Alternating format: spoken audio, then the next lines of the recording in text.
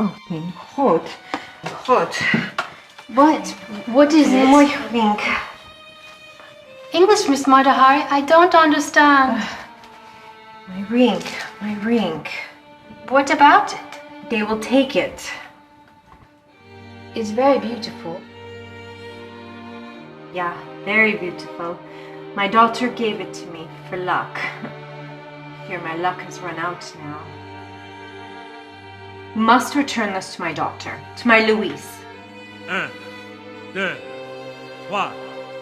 3, tirez! Courage, little one. That is not your fate. How are you not frightened? I have seen death. Death does not frighten me. Even when it is your own? Hi, my name is Roland Khorshidianzadeh. Welcome to the latest episode of On the Scene. With me today is Stacey Forbes-Iwanicki. Hi, Roland. Stacey was on my previous series, To the Edge, and it's great to have her back. Thanks for having me. Yeah, let's talk about some of the stuff you've been up to for the last few years. You've been involved with quite a few projects. Yeah. Where should we start? Well, I heard that you were on Ghostbusters 3. Okay, yep. That was interesting. I actually filmed a scene that involved Kristen Wiig, who is absolutely hysterical. She has that ability, like Ellen, where she can make you laugh without actually speaking. Mm-hmm. She just looks at you and you just laugh. She's just hilarious. And we did a scene where we were at a professor's convention. It was supposed to be based on like a Harvard type, professor's convention, and she ends up tripping over a rug, and she slowly pulled herself up by holding onto my leg. And she dubbed me Gladys. I'm not sure that I look like a Gladys, but it's okay. It's still flattering that she was really kind, really sweet to work with too. So it was a long day on set, but it was good. I like watching her, and I'll probably learn a lot from someone like that because she tends to change the scene up every time. And she's really good at improv. Wow. How about you? How are you with improv? I do pretty well. As far as, with drama, I think I do better. I've seen some scripts where they're really, really detailed, and I think if I'm able to change the words a little bit so they're more forming towards me personally, I come across stronger as an actress, and I think I can get the message out a little bit easier using some of my own words. I mean, not changing the script, but changing a few words here or there. So. Well, it's usually not a big deal if you're changing a couple of words as long as you get the same idea across. Right. They just don't want you to change the message. Right. Though I'm not going to speak for all directors. That's probably a good idea. And I understand that you recently acted in Bleed for This with Katie Siegel. Yes. That was a blessing. I was called by Boston Casting to head to the set, which was in Rhode Island.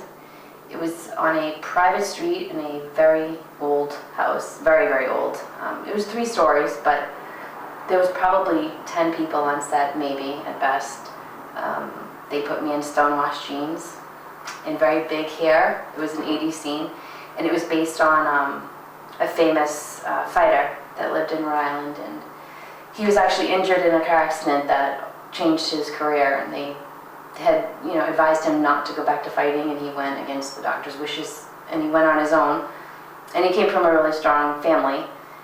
And the scene that we did was basically myself, Katie, a woman who played her daughter, and just a few other friends, and we were sitting in a really small living room, very Italian, with rosary beads and a cross on the wall. And she was praying, going back and forth while we were watching this big box screen TV on the floor. Yeah. And he was, getting beaten. We were just, trying to yell at him through the TV to get up and to try to fight and to keep going. But he won several belts, after that accident. And they told him that he probably would never fight again. But it was really exciting to see her. She was really, really kind, and she was a blonde, so I... Oh, that's her real hair color? No, well, she was a blonde on the set. Okay, got it. So I didn't even realize that it was her until we were literally next to each other on the couch, and I thought, oh my gosh, that's Katie, okay. But she was very, very sweet, very nice. Definitely did not look like Peg Bundy at all. But Or Gemma. right, exactly. So that was a really good, a good experience. I mean, it's tough because, I'm on the fence where I'm a must join with SAG at this point.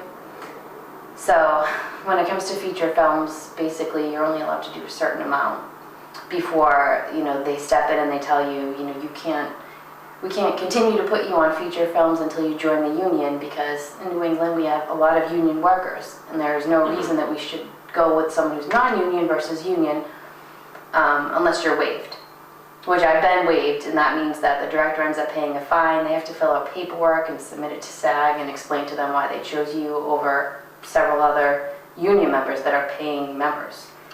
So I'm at that point where I'm kind of pushed up against the wall, because I like working with my indie people, and they're really good to me, and they're creative. And that's not to say that people who work with SAG only are not creative, but there's just something special about them, that they work really, really hard. The starving artist comes into play a lot of the times with indie people. They pinch every penny to try to make the best films that they can. They have to be creative. Yeah. And I don't want to lose that opportunity. Well, sometimes art thrives on limitation. The old adage is true. That is true. I mean, I've been involved with films where you haven't even been able to raise $1,000, but somehow we still make it work. Right, exactly. And some of those are the best films. So, you have to kind of go with where your heart is. And, right now I'm in the middle. I mean, there's definitely, it's obvious when you're on set when you're not in the union. I mean, that's a true statement. And it's not to say that they treat you badly. They treat you differently because you're not paying dues. The union looks out for you. But at the same time, once you join the union, the indie stuff is pretty much off limits unless they're going to go into a SAG agreement. And most indie people don't want to have to deal with that. They don't want to deal with the union. I was recently involved with an independent film as an AD where we had to deal with SAG actors for the first time. Mm-hmm. We shot 2 films back to back called Between Us and What the Heart Wants, and we used SAG. Oh, you did? Yeah. You went to a SAG agreement. Okay. Mm-hmm. That was an interesting experience and a lot of paperwork, and I learned a lot from that. I'm sure. That's what I hear. Like I said, I work with a lot of indie people, and I've yet to work with one that wants to go through and do the paperwork for SAG, which is fine. It really is. I mean, if I did this for money, I probably would have quit a long time ago. I mean, yeah, you do get paid, and sometimes you get paid really well, but there's other times where you do it just because you love it, and the script is great, and you have to put the money aside sometimes and just do what your heart wants you to do. So that's what I try to do. I think the reason why most of us became involved with film or television is because we saw that and we imagined doing that, and we said, I want to do this, and it's the fun element that gets you in. Exactly. Yeah, and I mean, and not to knock, I'm working in entertainment because I love it. I've been doing it since 2009. But there's definitely times where you question, why am I doing this? I mean, I remember when I first started out and I did R.I.P.D. with Jeff Bridges and Ryan Reynolds. That was a tough day. And we were out there for probably 14 hours. It was a short day. 98 degrees. I had black pants on, a black turtleneck, a corduroy jacket, black boots. All my hair was down, and I was outside on the pavement, with stunt drivers and whatnot. It was a long day. I was drenched. And then I thought to myself, at the end of the day, you feel good about it, but while you're there and you're sweating and, you have one person standing to the side with a fan, another one holding an umbrella over you so your makeup's not falling off your face. You think, everyone thinks it's so glamorous and, it's not hard being an actor. It is hard. I mean, I filmed in a freezing cold prison at one point that was condemned, and we had no heat. But the options were, the director was told, if you put the heat on, you'll be sorry you did, because this place closed down, the pipes were never cleaned out. You will not be able to breathe. You people would probably prefer to be cold. So we filmed in the freezing cold. How cold was it? It was probably about 15. Wow, that's intense. Yeah, it's hard. I mean, and when we filmed Blood Sugar Sid Ace, We were in that, it was not an old warehouse, but it was that really old, big building, and it was, those days were 98 degrees, and we couldn't run the fans because the boom mic picked everything up, and we were all sweating. We had those pads that you can actually just pat your face so that you didn't lose all your makeup, but it was tough. It was tough. I mean, I love it, but it's definitely work. Anyone who thinks it's not work doesn't know. They need to spend a couple of days on like a feature film and they'll see. It's a lot of work. I've actually brought in novices or people who had nothing to do with film production, and I show them everything that goes into it. Not just from the acting, but also from the process, Yeah. Multiple takes, then multiple takes from a different angle, then multiple takes from another angle, and like, Right. wow, I can't believe this. Well, and that's just it. I was just explaining to someone that, you know, they don't understand that a feature film or even shorts, to film one scene, you're taking a wide shot, you're taking a close-up. I mean, and if you have more than one person in the scene, you're doing that for every person in that scene. Yeah. So you're talking, could be an hour for a 5-minute scene because you need to get a shot for everyone. And you're doing, you know, depending on what the director wants, but I mean, it takes a long time, and I explain to people, when you go to the movies and you see previews and it says, well, coming in 2017, there's a reason for that, because there is a lot of editing that has to be done. When we filmed Ted 2 last summer, everyone was so excited. When is it coming out? We filmed it in June. It didn't come out until this June. It takes that long to cut and edit and make sure that it's exactly how they want it. But people don't quite get that. They think that when you film, it should be out maybe the next month. They don't really, unless you work it, you don't quite understand it. Yeah, that's not even taking into account films that have massive amounts of special effects. Right, yeah, the special effects is huge. Speaking of that, I'm really excited. I was contacted by Skip Adams. He's an old friend of Mike Messier, actually. He does special effects, and he's in Las Vegas right now. And he reached out to me, and he wants me to do some work with him on a calendar. Oh, okay. So in about 3 weeks, he's going to fly out, and we're going to probably hit the beach and do some shots on the beach. So, wow. Yeah, so I'm super excited, and he does special effects. Last year, he was in the Boston Globe for Shark Attack Week. He did a calendar for Shark Attack Week. Mm-hmm. Frightening stuff. He's very, very good. A lot of interesting films and projects out there. I went to a couple of screenings for the Boston Mafia, and you're a key figure in that. I am, yeah. I'm one of the co-founders, so I'm the vice president. And the way that came together, again, is, you know, the creatives, they pull it off, they just do. A fellow creative in Boston reached out to me, interested in fostering, you know, a community for Boston indie filmmakers, and those alike, so actors, writers, directors, videographers, cinematographers, the whole thing. And he pulled a talent of people together, a pool of people, and just said, you know, we have a writer, we have an actor, we have, you know, a musician, and I want to form something. I want to highlight, you know, Boston indie filmmakers. And so, you know, we came to the table with nothing. We literally had nothing but each other and a dream. And, you know, here we are. We just celebrated our year anniversary. We had a big cake for all our members, and our events are, you know, they're pretty well known now. We have usually average between 100 and 120 people at our events, and we do a lot of fun things with the people in Boston, and we've actually spread our criteria out more. So now we have people coming in from New York and Connecticut, New Hampshire, Maine, to screen their films. For the most part, they're shorts. You know, at one point we did one feature film. But for the most part, they're shorts, and people bring their friends and their family. And I'm excited because the next event, one of the films that I was in will screen. Great. Yeah, so that was a surprise to me because I was actually I'm on the board. So what that means is when the screens are submitted, the screeners are submitted, all of us have to vote, and it's unanimous. At this upcoming event, we didn't vote, and we just decided we were going to actually pull from the last pool of people that had submitted. Now, we have some filmmakers that, we love you all, by the way, have submitted 2, 3, 4 times and have not been chosen. It can be discouraging. The same film? No. Oh, different films. And that can be discouraging, and we completely understand. We don't want anyone to give up. But, you know, just for the record, we only have our venue for so long, and we can screen maybe 6 to 8 films per event, so we can't pick everyone. And we do go on a rating system which is anonymous, and one person is in charge of that.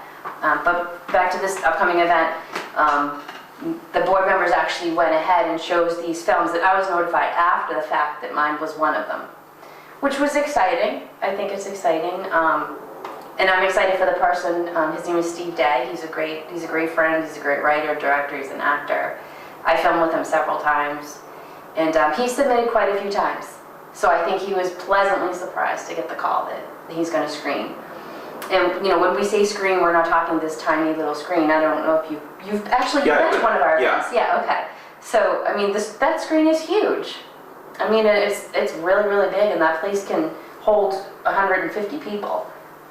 So when you're talking about short films, are you talking like short, or do you show anything that could be 30 minutes? Generally, generally 6 to 8 minutes, maybe 8 to 10. We'll stretch it to 13 sometimes. It really, really depends. It's hard to do the 30 minutes because we generally only have an hour to actually screen films. Oh. We want to get in as many as we can. Our hope is that we're going to actually promote Boston filmmakers, and we can't just promote 1 or 2. Right. And we try to make it fair for everyone. We allow people to submit 2 or 3 films. We don't allow people to screen their films back to back. So for instance, if you submitted a film and we chose you for our event, at the following event you wouldn't be able to submit again. You would have to wait. Because we want to make it fair so that everyone has a chance to show their stuff. It's a really great opportunity for an artist because not only do we screen their film, it's an opportunity for them to receive questions from people that are in the audience that are interested in a film. They'll ask you, where did you get your idea? How did you find your cast? Where did you find your location? What was your budget? How long did it take you? And those are the things that it gives you time to actually show off and say, this is my cast, they're so great, or this was the writer, he's the best, or this was my editor. And it's good because it gives recognition to the people that generally don't receive recognition. Some people will say, well, you have a full-time job, that's just your hobby. Well, I hate when people say that. Right, and it can be a full-time job. I mean, you can have a full-time job and work in film. Film itself is a full-time job. As an actress, you're studying.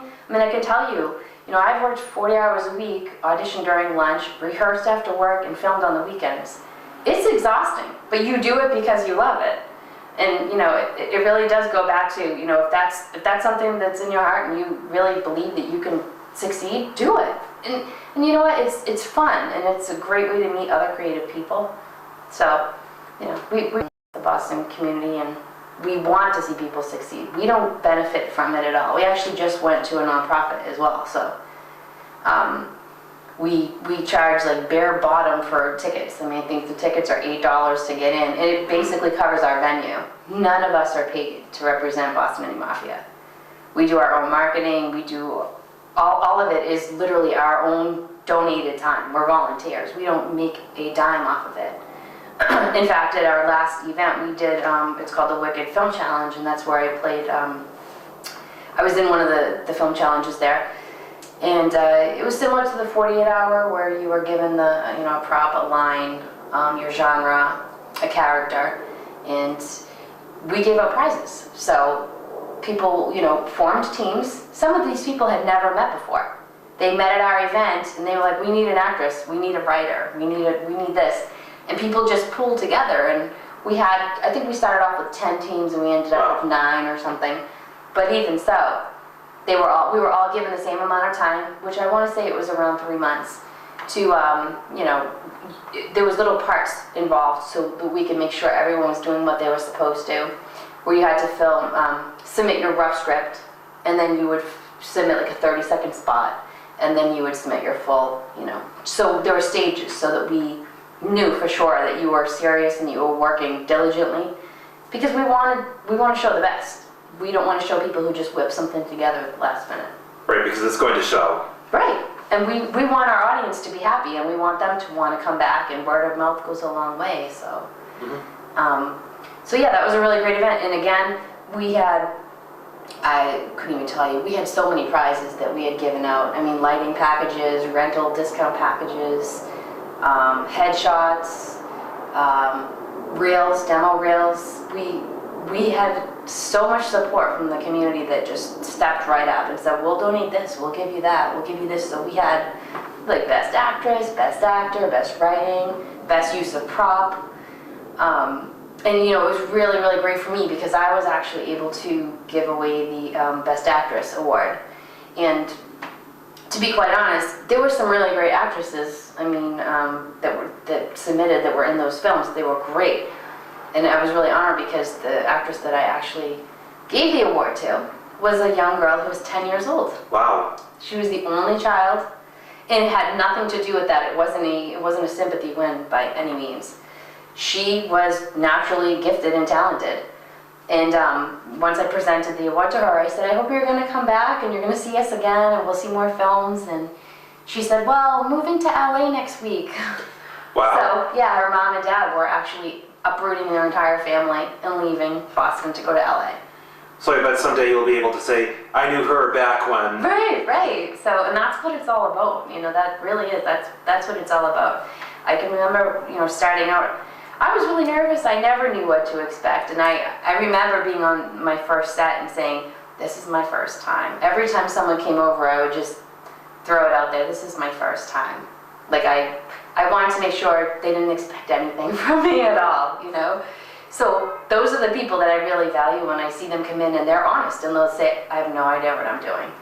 If I'm doing something wrong, just tell me. And they'll ask me as an actress to help them. And you know, it's good and it's an honorable thing to do because someone helped me along the way too. I mean, like Mike Messier, he spent a lot of time with me as far as, you know, the script and whatnot on Sugar Sid Ace. That was, I want to say it was 73-minute feature film. And yeah. We filmed that for 9 months or something. I mean, we rehearsed 3 hours a night. Mike and I would talk on the phone. If there was a line I was stuck on or if I wasn't sure where he was going with it, he was really open to, you know, giving me guidance. And he was strict sometimes, you know, sometimes he was there, all right, you guys, no more talking, lines. He would just walk by. And there were other times where he was, you know, he would lighten up and he'd join in, but he was serious and I could understand it because he invested a lot of time and money into that film. But yeah, so that was, I mean, that seems like it was so long ago, actually.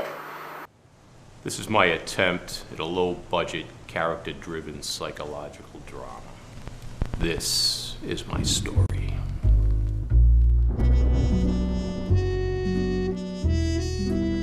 You don't have a story to tell. This is the cross I bear. These are the things I do. Of your lies, the lies God speaks through your mouth. Judge me not. If I were to die, could you exist? The Creator is more than his creations. I am this chosen one. I do the things you do. When they laugh at you, I kill them in my heart. I lie to tell the truth because no one hears my screams! There was a time when I thought no one else had thoughts, ideas, dreams. I am not myself today. Today, I feel like someone else. You. A waste of my potential. You. A waste of my blood. I always wanted to be a writer. Not a writer that wrote for himself. I wanted to be a writer that wrote for money. Big money. Hollywood type of money. We cross out lines in the old rule book, create our own games, and laugh and die at our own jokes. I want to be free. His was what it was not supposed to be.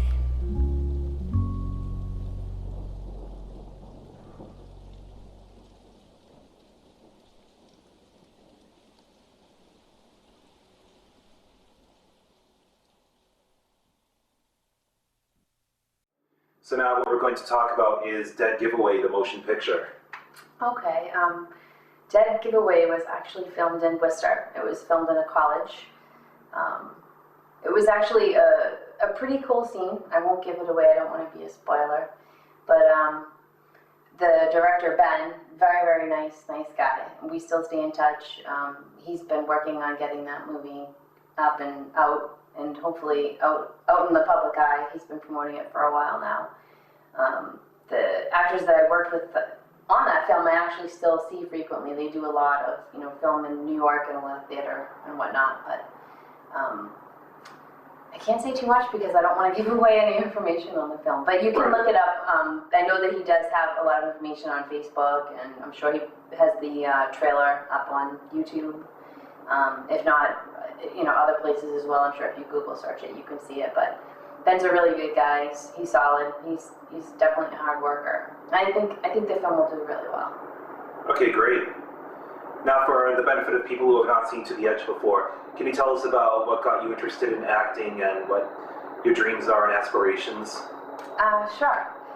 So, I used to do pageants when I was younger, and I used to joke with my family and tell them that that's where I really gained my acting skills, because you are everything but yourself. And that's not, I don't mean that in a bad way towards people who enjoy doing pageants, but I just felt like I couldn't be as creative as I wanted to.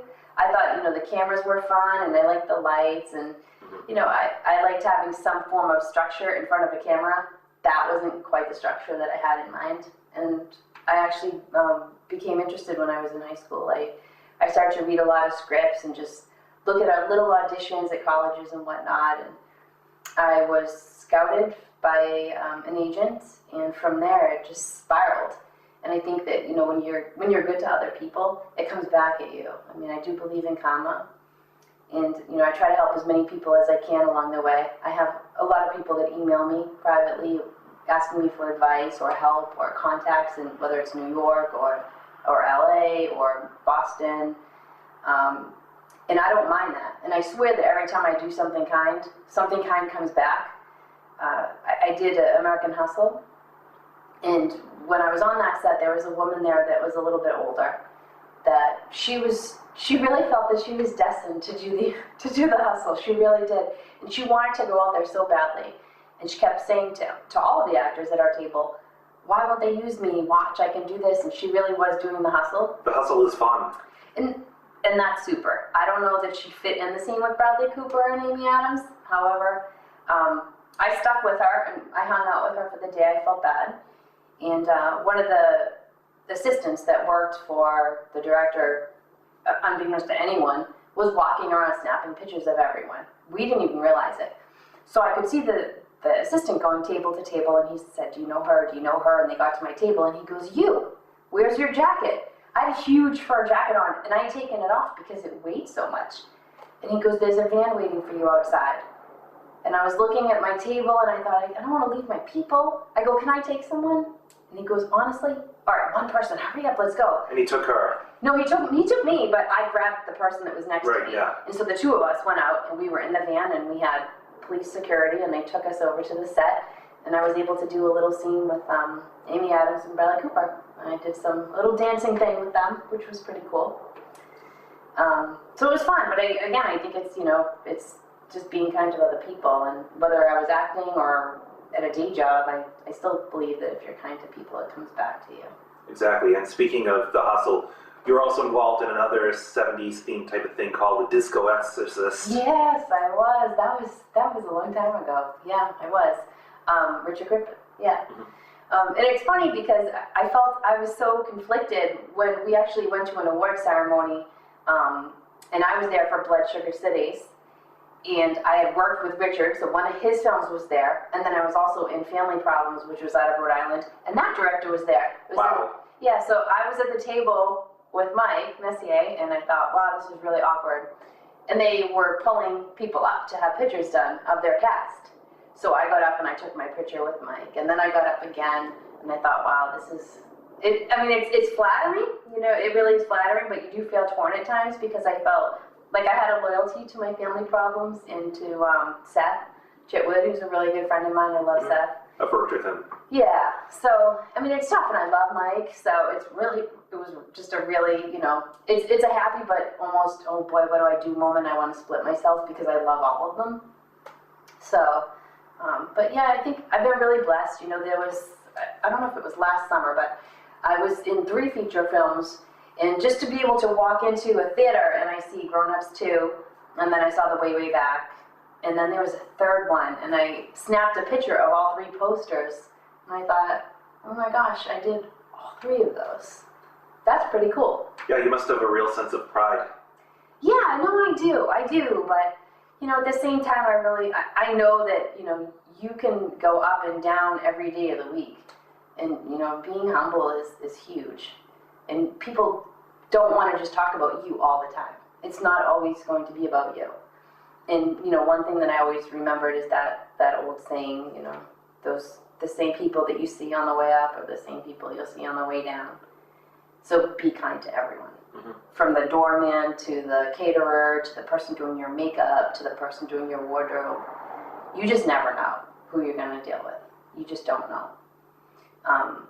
You know, I've been really lucky. I've had some really great training. I worked with Tom Logan, who trained with Charlton Heston and Lucille Ball. Wow. And I worked with David Vando, who works with the New York Film Academy.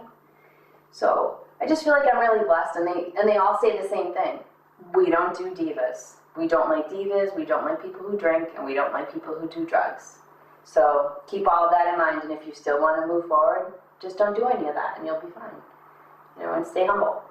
And I've heard a lot of nightmare stories about, you know, actresses that are out in LA and they're successful, but their behavior makes it so people don't want to work with them. You know, I don't ever want to be that girl. I don't ever want to be her. I mean, I've had directors that have written really nice reference letters for me for acting, and I've carried equipment. You know what I mean? I've gotten coffee for the director. I don't consider myself above anyone at all. I think, you know, being humble it goes a long way. It does. And it just feels better too. You know, I would prefer people to say, yeah, I know her because she's nice, or I know her because she helped me or she gave me advice. Not, well, I know her because she blew me off, or I know her because she put her nose in the air when I went over to say hi or introduce myself. I don't ever want to make people feel like I'm not approachable. So. Great. Well, it was great to have you on again. Thank you. Thank you again.